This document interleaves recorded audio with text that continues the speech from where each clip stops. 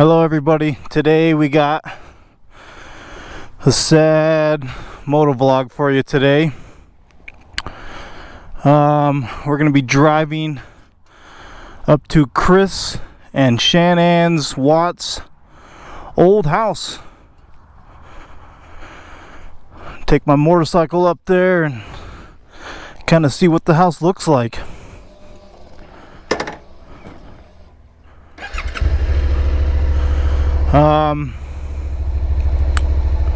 A few weeks ago,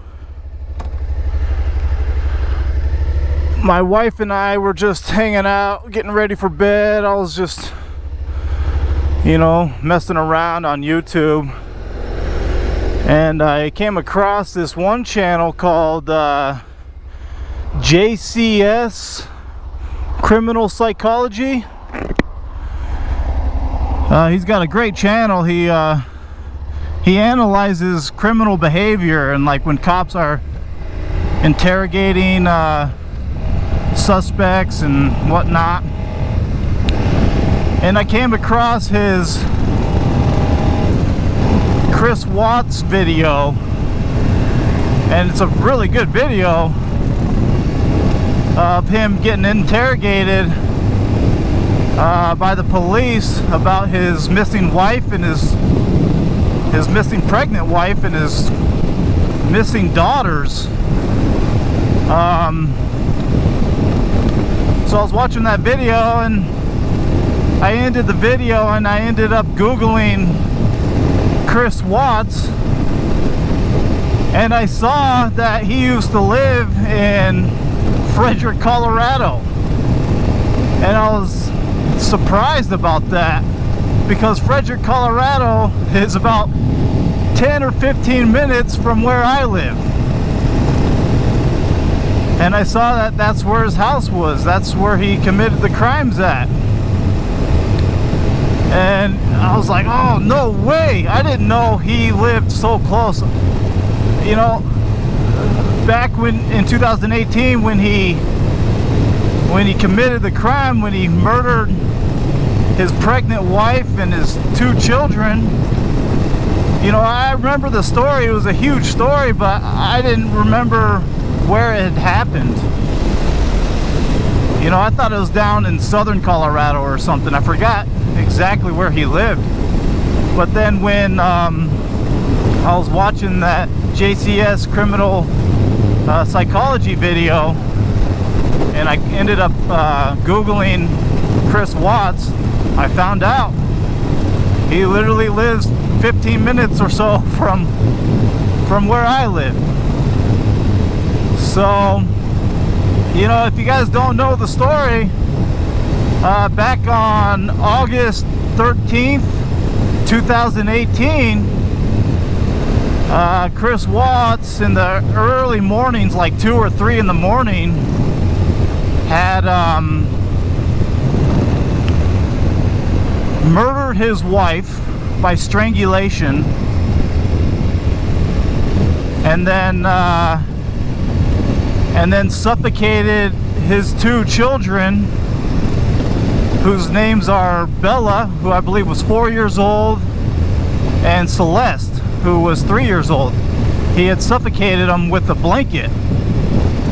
So he strangled his wife to death, Shan'ann Watts, and then killed his 2 beautiful children. She was pregnant as well with her unborn son. I'm not sure how many weeks pregnant she was. But yeah, so he had committed those crimes, and then he put the bodies in his truck and drove them way out east to his work site, to an oil tank way out east Colorado. I don't know how far east, but way out there. And he had put his 2 daughters in an oil tank, and then buried his wife in a shallow grave really close to the oil tank. It's a super sad story. It's a horrible story. The guy is just an absolute monster, an evil person. I mean, It mind blows me, this story. When I started researching about the story and reading about it and stuff, I just couldn't wrap my head around it. You know, what would lead someone to do something like that? It's just mind-boggling, and it's so sad and breaks my heart. And I just can't get my head around it.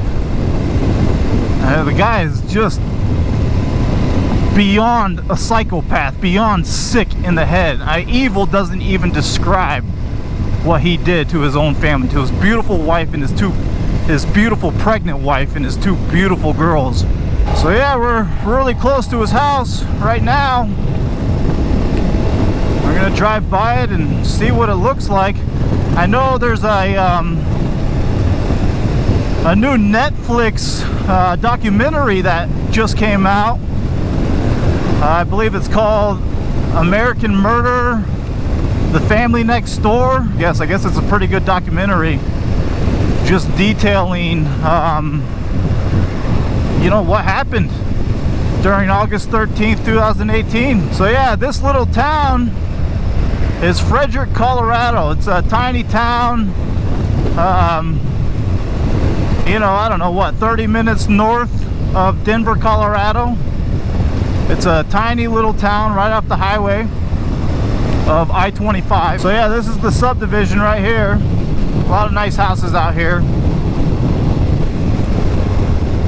But this is basically it. I mean, Frederick, Colorado, I believe goes down that way, but there's not much to the town. You know, it's a very small community. I believe you go left here. So yeah, I mean, I could just only imagine what this story has done for this community right here. I'm excited to watch that documentary. I heard it was pretty good. I was reading some articles about it this morning, and people are liking it. So here we are, and I believe you take a left right here.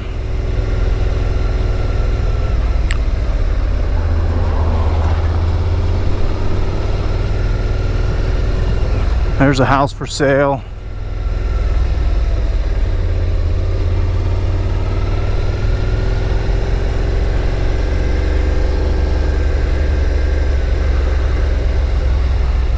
I mean, no words can describe, you know, just how sad this story is.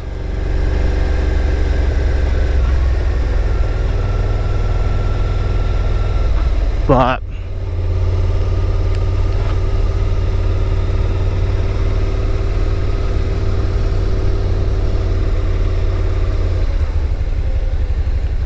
here it is.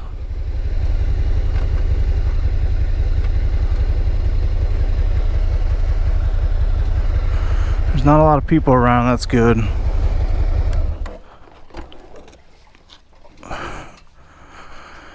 But yeah, here's the house. So he had murdered his whole family right in this house. As you can see, you know, I guess we can kind of go up there, and a lot of people are still, 2 years later, and people are still putting flowers out and toys and stuff, you know, for the kids. I mean, it's just wild. Notice this property has been determined to be vacant or abandoned. This information will be reported to the mortgage servicer.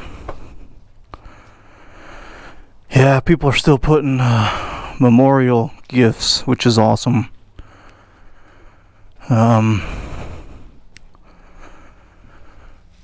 Yeah. It's pretty sad.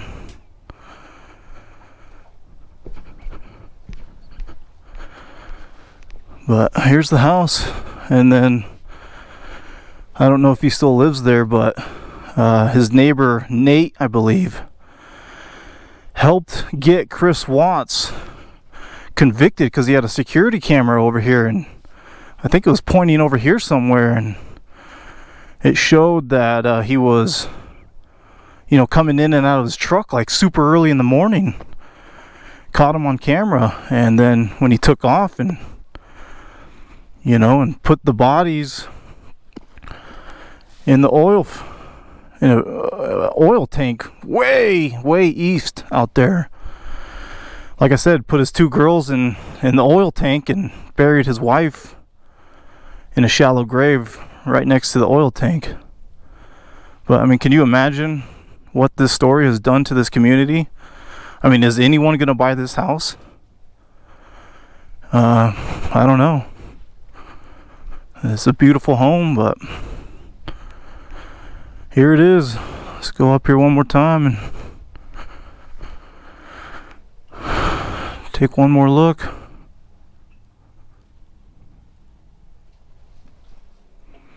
Sad story. I don't want to hang out here too much, but the grass is all dead. There it is, guys.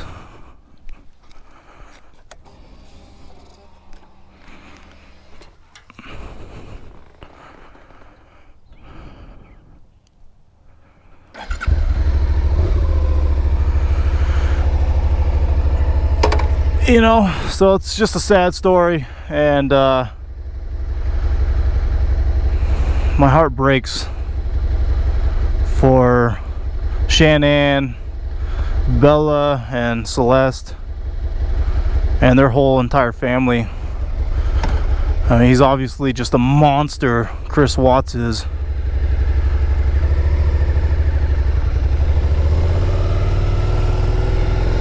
I might go check the backyard, see what it looks like. So yeah, I guess when the cop showed up, Shan'ann's best friend,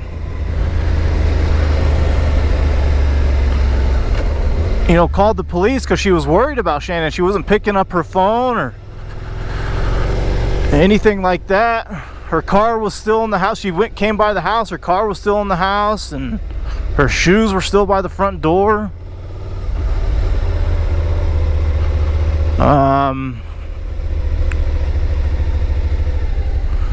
So she called the cops, and the cops showed up. Oh no. I was thinking it was that house, but it's not. You know, then the cop showed up and he walked all around the house. He came here to the backyard. Here's the backyard. You know, he came crawling in, see if he could, you know, because she had, I guess, diabetes, and you know, they originally thought that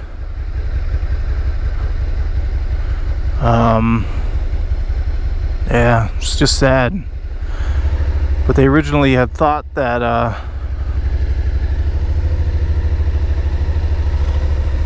you know, she might have just been unconscious on the floor somewhere or something because she had diabetes, and so they were just worried. They didn't know where she was at. And then Chris Watts came home after that, drove his truck up, and was frantically pacing throughout the house, and you could just tell the cop was like super suspicious right away.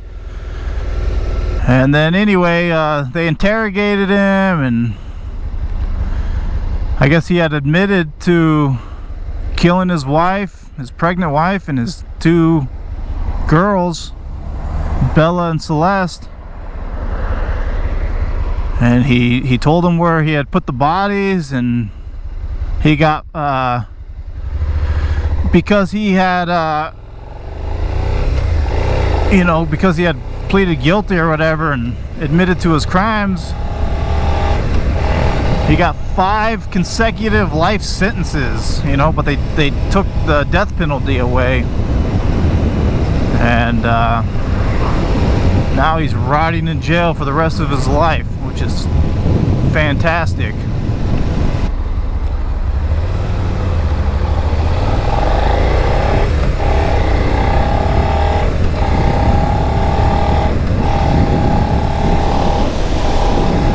Yeah, it's just a sad story, and it absolutely just breaks my heart.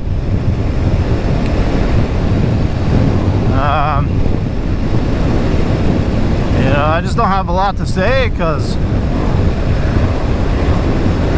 I mean, it just blows my mind away and breaks my heart. That's all I can say. Yeah, definitely check that YouTube channel out. JCS Criminal Psychology, I believe, is his YouTube channel name. I'll try to put a link in the description below. And then if you guys got time to watch that Netflix documentary, I believe it's called American Murder, Next Door Neighbor, or The Family Next Door, or something like that. The Chris Watts documentary. I haven't watched it yet, but people are saying it's pretty eye-opening. So, and yeah, that's the end of the video. Be safe, everyone. Take care.